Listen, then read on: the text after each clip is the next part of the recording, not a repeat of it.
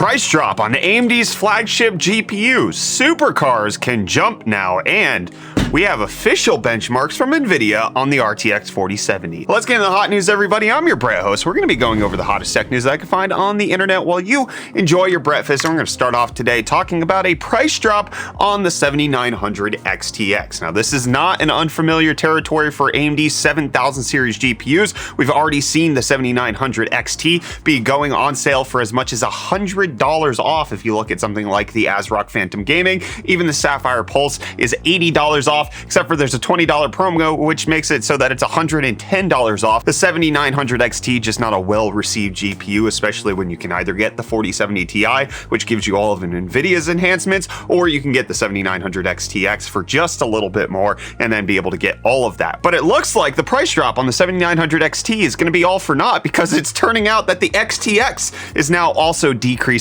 in price. Now, this is only one third-party manufacturer, but the ASRock Phantom Gaming 7900 XTX is going for $960 or a $40 price drop. For what is AMD's fastest graphics card on the market, that is actually a really stellar price. You also get the free game that comes with it, which I believe is The Last of Us Part 1. Not necessarily the most well-received game, but at least it's free added value over something like the 4070 Ti. If you take off the cost of the game, you're looking at $900 for this XTX, which compared to a $900 4070 Ti, this is an incredible value. I don't necessarily think this is saying that AMD's GPUs are not selling well, but it could potentially be well timed, especially with the anticipated launch of the RTX 4070 later this week. Maybe AMD is trying to get a little bit of fanfare. Let me know, does this $960 XTX entice your jimmies? Are you excited to maybe look at it and stare at it, window shop it, in case you can't actually buy it? Let me know down below in the comments. But in case you're trying to prepare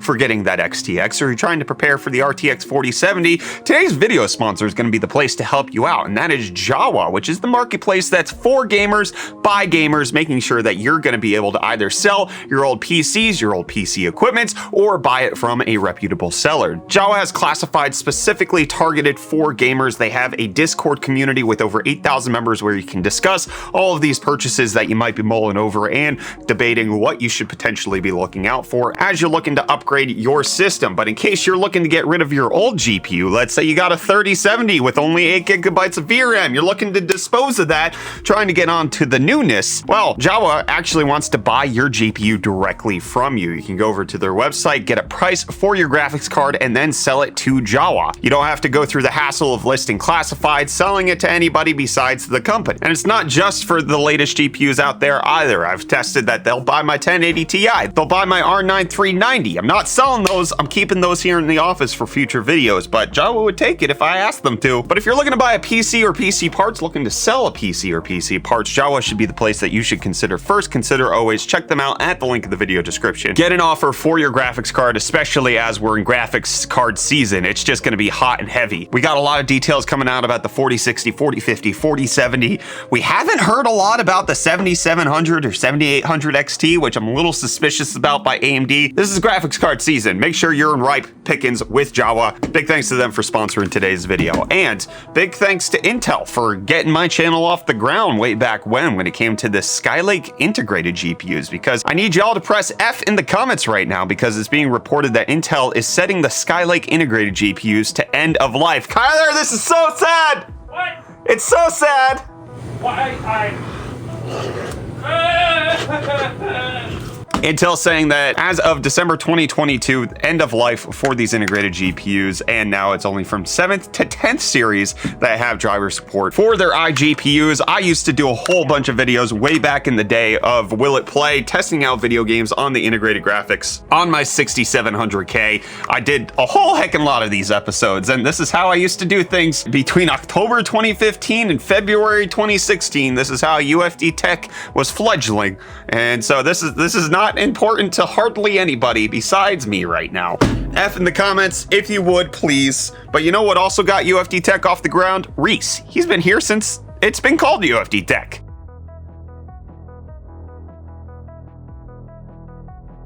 I don't know if Reece has deals. He's traveling today, but he's not traveling in the most stylish vehicle I've ever seen. The BYD Yangwang U9 EV is a supercar that can do a whole heckin' lot. It can do 0 to 60 in 2 seconds, which is absolutely obscene. This thing looks incredible to me, but the most important thing is that it can jump.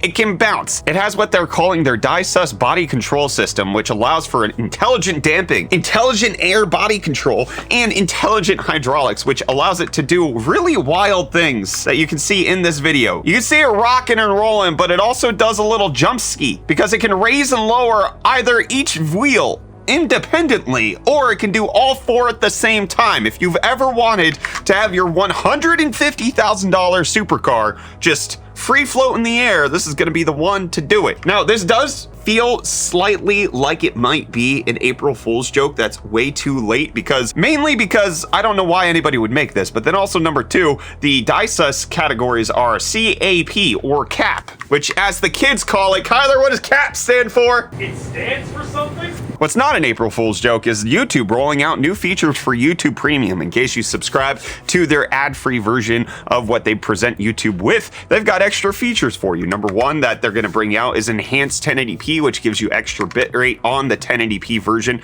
on what you see on mobile and desktop, trying to enhance the experience. There was talk that YouTube would be getting rid of 4K. It looks like this is the route they're going, of enhancing 1080p. Don't know if I would care about this, honestly, especially with how difficult they've made it to change the resolution, especially when you're viewing on mobile. You have to go through multiple steps of advanced choices in order to make sure that you could even get to this. So I'm hesitant to think that this is going to be a revolutionary feature. They're also rolling out Share Play for YouTube, which allows you to share your screen concurrently with other iOS users. And on top of that, they're going to have a queuing feature, which is going to be a little bit better for phones and tablets, and a new smart downloads feature that's already been in testing, but now should be rolling out as part of the YouTube Premium package. Let me know if you're going to be using any of that and all of that down below in the comments. But what you could potentially be using it on in the near future is the most leaked phone I've seen in some time, the Pixel 7a. Not only has this thing been sold on eBay, but it's also now getting full images shown off in a nice, beautiful blue color. But we're expecting this thing to get announced at Google I/O. We essentially know all of the specs about it, and now we know that they're going to be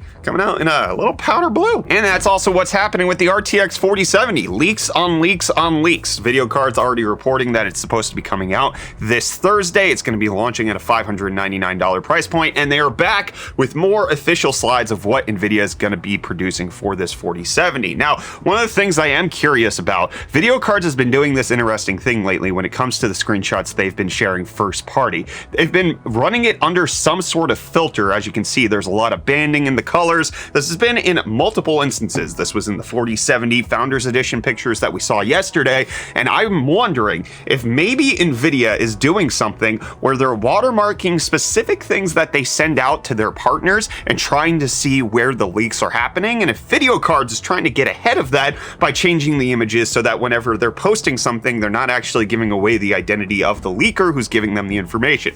That's just hypothesis. I just wanted to comment on it because a lot of the slides that we're about to look at look like they've been processed through some sort of meat grinder. But Video Cards is typically very reliable when it comes to their behind the scenes information, and the 4070 looks like it's going to launch this Thursday as we're expecting at a price point of $599, which again we are expecting, with Nvidia saying that they're targeting 1440p at 100 FPS when you turn on DLSS 3 and frame generation. But the interesting thing that they have is performance numbers. So Nvidia is claiming without frame generation, the RTX 4070 should be identical to the RTX 3080. As you can see, it's a 1x, which means it's identical. The 3070 Ti is going to get beat by 20% from the RTX 4070, and it's going to beat the 3070 by about 30%. And then you can see that those gains are even more increased when you turn on frame generation using the DLSS 3 technology. On top of that, showing off the gaming performance in ray trace games with DLSS, the games with frame gen are being pushed up here. As you can see, it's beating out the 3070 Ti and the 2070 Super quite heavily.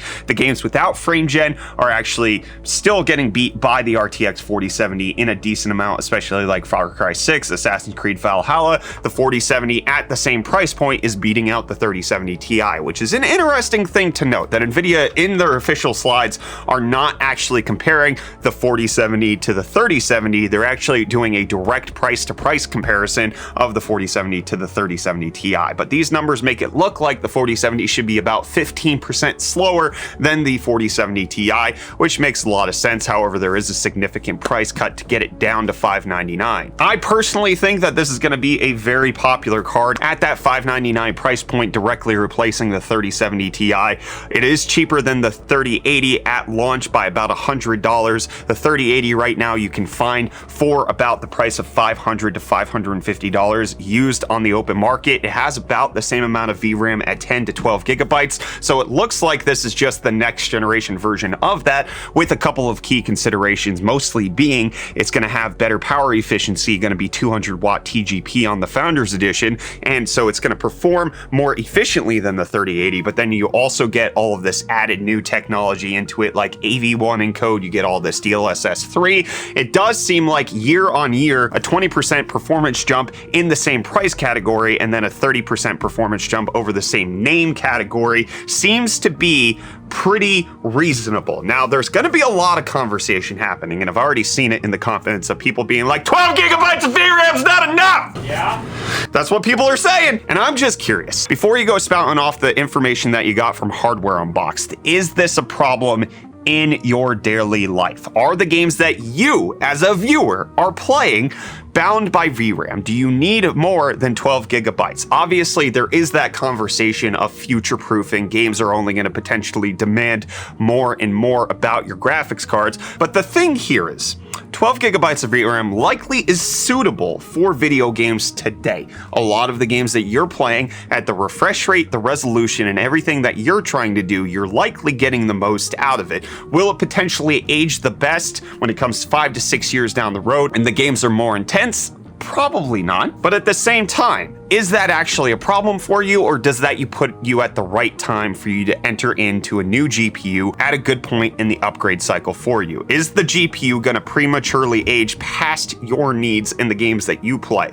I'm curious to hear from you down below in the comments. I'm anticipating that a lot of people are going to pick up the 4070 despite all of the complaints about VRAM, despite all of the complaints about the fake frames, frame insertion stuff that Nvidia is pushing. It does seem like generation on generation, getting a 20% improvement in the same price category without frame generation is a good move. You're also getting lower TGP, so it's not as power hungry. And AMD's not launching or has announced anything in this price category. They are still only selling us $900 GPUs. If you want anything that makes more sense, you have to go use, because it's all essentially been discontinued by either AMD or Nvidia. The 3080 might make a little bit more sense when it comes to the used pricing. A 6800 XT, great value card, can't really find it new right now. You have to go on the used market. The 6750 XT might not actually be able to keep up with the 4070 and just regular gaming performance, despite the fact that it's going to be at a good price. So it's really, we're in a very weird situation when it comes to GPUs right now. Nvidia, with the launch of the 4070, I think is priming themselves to be the most sensible GPU option for anybody who's been waiting to upgrade, say from the 1070 or the 2070. This is going to be a big deal for a lot of people, and AMD is just silent. So are you just supposed to wait until AMD might come out with something that might compete? I don't know. Let me know your thoughts down below in the comments. I'll see you back here for more hot news tomorrow.